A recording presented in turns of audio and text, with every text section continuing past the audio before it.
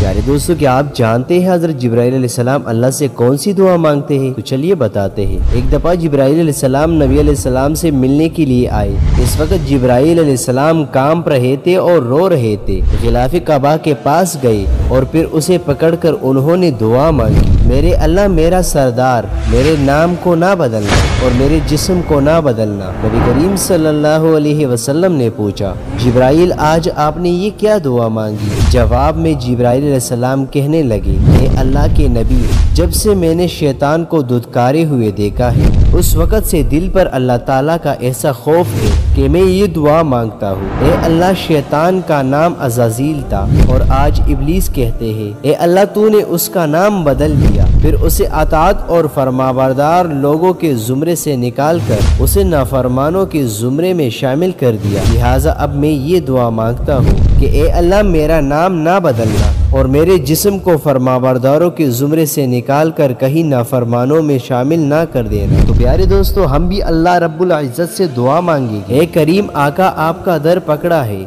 آپ مہربانی فرما دیجئے، ہماری حاضری کو قبول کر لیجئے۔